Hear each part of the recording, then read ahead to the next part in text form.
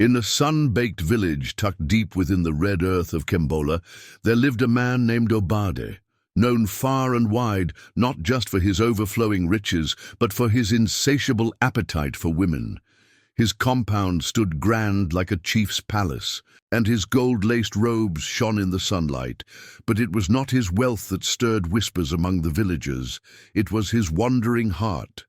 Obade gave freely gifts, jewelry, clothes, and coins to any woman who caught his eye, and they came easily, fluttering to him like moths to fire, drawn by his charm and his wealth. He eventually married a striking woman named Dahlia, whose beauty was matched only by the fierce fire that burned in her eyes.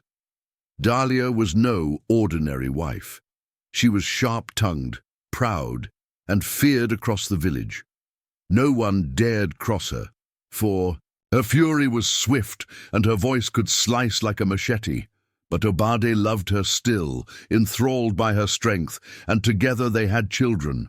Yet no matter how much Dahlia gave him, Obade's eyes refused to settle, always scanning, always wanting more. And though Dahlia stayed beside him, her heart grew restless, burning with silent rage every time another woman flirted with her husband. When Obade brought home a second wife named Isha, the house of Obade began to crack. Isha was soft-spoken and gentle, her skin like honeyed silk, her smile quiet as moonlight, but to Dahlia she was a thorn in her side. From the moment Isha entered their home, Dahlia's jealousy roared like a storm. She barked orders, forcing Isha to sweep the compound from edge to edge, fetch water from the far stream, and scrub until her hands turned raw, all while her children laughed and mocked the new wife. Isha bore it silently, her feet heavy with exhaustion, her spirit breaking more with each passing day. When she turned to Obade for help, he brushed her off, his mind already lost in pursuit of his next conquest. "I'll speak to her," he would mutter, but he never did. And so Isha endured the cruelty alone, while Dahlia tightened her grip on the household. But Obade's hunger was not yet satisfied. On a trip to the nearby town of Muroto, he met Naya, a young woman whose beauty could stop a market crowd. Smooth skin, bold eyes, and a sly smile that stirred something dangerous in him. Without a second thought, he married her too, bringing her home to a house already heavy with tension. Naya, however, was nothing like Aisha. She didn't cower, she didn't obey. She strutted, she smirked, she refused to lift a finger. "I didn't come here to serve anyone," she declared, commanding even Dahlia's children as if they were her own. Dahlia, who once ruled the household with iron hands, now found herself challenged, while Isha, long broken and quiet, shrank further into herself. Naya was bold, disrespectful, and fearless, and even Dahlia's sharp tongue couldn't cut through her arrogance. Yet Obade, as always, was too enchanted to care. He pampered Naya, buying her silk wrappers and golden bangles, ignoring every complaint from his other wives. "Can't you see how she disrespects us?" Dahlia would shout. "She mocks us. She orders the children around." But Obade simply waved her off, drunk on Naya's beauty and blind to the war simmering within his home. And so what began as whispers became screams. What was once a house full of tension became a battlefield of jealousy, cruelty, and pride. The fire that started with Isha's tears had now grown into a full-blown inferno. And the storm that would destroy Obade's legacy was only just beginning. Isha, who had once suffered under Dahlia's iron hand, came to realize that the only way to deal with Naya's boldness was to join forces with the very woman who used to torment her. Though Dahlia had been her tormentor, they now shared a common enemy, Naya, the fiery storm that had upset the entire balance of the household. So the two women who once glared daggers at each other began to whisper in corners and nod with quiet understanding. They knew they could not overpower Naya alone, but together they could shift the tides. Dahlia, sharp as always, came up with the idea. If Obadi's heart was captured by beauty, then they would bring him a woman more radiant than Naya, someone who would steal his gaze just as Naya once had stolen his peace. "We need someone he can't resist," Dahlia whispered one moonless night, and Aisha, after much thought, remembered a woman from the edge of the village, a tall, graceful beauty named Tashi, whose skin shimmered like sunlit clay and whose smile could melt even the hardest soul. "She's perfect," Isha said with a glint in her eye, and Dahlia's lips curved in satisfaction. Their plan was set: lure Obade's heart with Tashi and push Naya to the very edge of the compounds. Respect. The two women approached Tashi with promises of wealth and gifts, whispering sweet words about Obade's riches and generosity. Tashi, drawn by the scent of gold, agreed without hesitation. Soon she began appearing near the bustling palm wine stalls where Obad often lingered, letting her presence catch the light like a flame dancing in the wind. As Dahlia and Aisha watched from the shadows, Obad's eyes, true to their nature, landed on Tashi, and just as they had predicted, he was enchanted. Within days, he declared her his next wife and brought her into the house as the fourth queen of his troubled kingdom. Dahlia and Isha exchanged knowing glances. Naya's reign was crumbling, but Naya did not take it lightly. When she heard the news, her rage erupted. She stormed into Obadi's chamber, voice trembling. "Why? Why another wife? I was enough!" Obadi, unmoved, looked up from his silk cushions and said, "That's how I married you, Naya. Dahlia and Isha were here before. You got used to them. Now it's your turn." His words struck like stones, and Naya stood frozen, her pride crushed beneath the weight of indifference. She had no choice but to accept it, but her spirit boiled. Meanwhile, Dahlia and Tashi grew closer, laughing together at night while Naya sat alone, excluded, the fire in her chest growing hotter with each passing day. She watched as Tashi wore new gold earrings, silk wraps, and delicate necklaces, gifts that once belonged to her. Hurt and isolated, Naya visited her mother, hoping for comfort. Her mother listened with ancient calm, stroking her hand and murmuring, "Be patient, my daughter. You didn't marry him for love.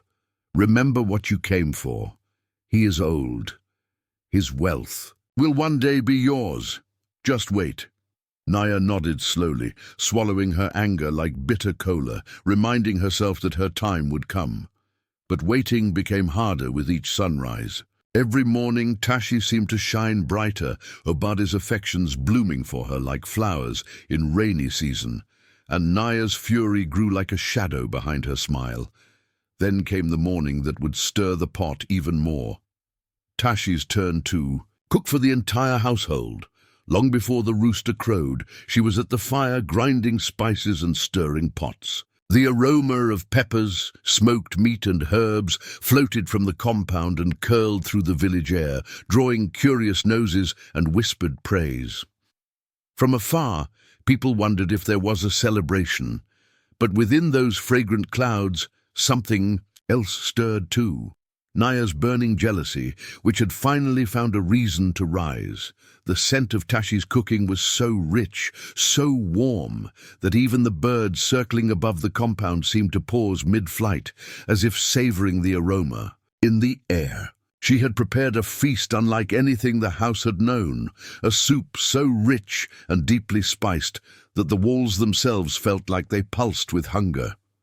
From the bubbling pot came clouds of pepper and herb, the smell curling through doorways and tugging at the stomachs of every soul in the compound.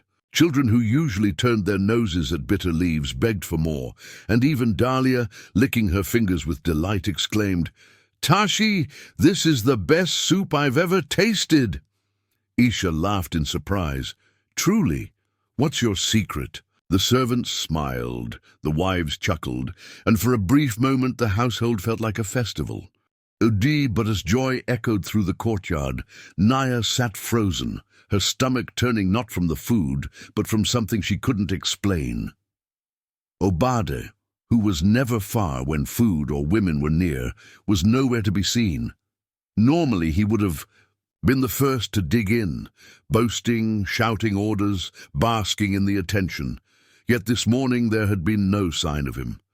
Her eyes scanned the laughter-filled courtyard, but a strange stillness coiled inside her. Quietly, Naya stood, unease blooming in her chest. Where was Obade? As she slipped away from the crowd, a group of his friends arrived at the gate, dressed for a celebration they had planned with him.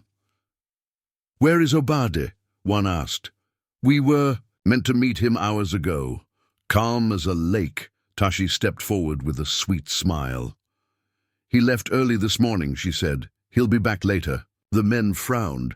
Obade never missed a party. Something was wrong. Naya stepped forward, her voice taut. "We need to check Tashi's room." The others exchanged uneasy glances. "Why would he be there?" Tashi asked, her face unreadable. "We just need to look," Naya insisted, her heart pounding. Reluctantly, they followed her. The air grew thick as they neared the door, and when they pushed it open, silence fell like a heavy blanket. Then came the gasp. There on the floor, tied hand and foot, gagged with cloth, lay Obaid. Blood stained his wrapper. His body was limp, and the most horrifying part, his manhood had been severed. Screams rang out. Dahlia and Isha stood frozen in shock, the color drained from their faces. Obaid's friends rushed to untie him, but he was barely conscious, broken and bleeding. His power, his pride, gone. Tashi stood silently in the doorway, the calm wiped from her face, and still she said nothing as chaos erupted. News spread. Through the village, like fire across dry grass. Soon a crowd gathered, eyes wide, breath held, as Tashi was restrained, her arms bound, her head bowed beneath the weight of 100 stares. Finally, as the murmurs grew deafening, she raised her head, her voice steady and cold. "Yes, I did it. I cut off Obade's manhood." A collective gasp moved through the crowd like a wave, but she didn't flinch. "He wouldn't stop," she said, her eyes glowing with fury. "Even after marrying me, he chased after more. Another young girl. Just yesterday, he held her close, laughing, whispering to her. And I knew he would bring her here too, just like he brought me, just like the others." I couldn't take it anymore. I didn't marry him for love, but I didn't come to be disrespected either. If I took away the thing he couldn't control, maybe then it would end. No more wives, no more women, no more pretending. The silence that followed her confession was thick and haunted. Obade, the man who once bathed in luxury and strutted through his compound with wives at his heels, now lay powerless, undone not by poverty nor by enemies, but by the very fire he had invited into his own home. Tashi's voice faltered for a moment, trembling like a leaf in a storm, before she whispered the final truth. "I didn't know." The woman he was with was his sister. A ripple of shock spread through the crowd like thunder across dry plains. Obade's sister, not another lover. Tashi's gaze darkened as the weight of her actions settled into her chest. "I thought she was just another one. Another girl he was bringing into our lives. I only wanted to stop him from humiliating me like he did the others." She paused, then turned her eyes, now cold as river stones, toward Dahlia and Aisha. "But I wasn't alone in this. Dahlia, Isha, they were part of it too. They whispered ideas in the dark. 'Cut it off,' they said, 'that way he'll finally stop.' But they didn't have the courage. I did." Gasps broke the silence as all eyes turned to Dahlia and Isha. The proud matron who once commanded the compound now looked like a wilted leaf, her lips trembling, her eyes wild with fear. Aisha, quiet as always, couldn't even speak, guilt written across her face like dust on glass. "It was just talk," Dahlia finally stammered. "We never thought she'd actually do it."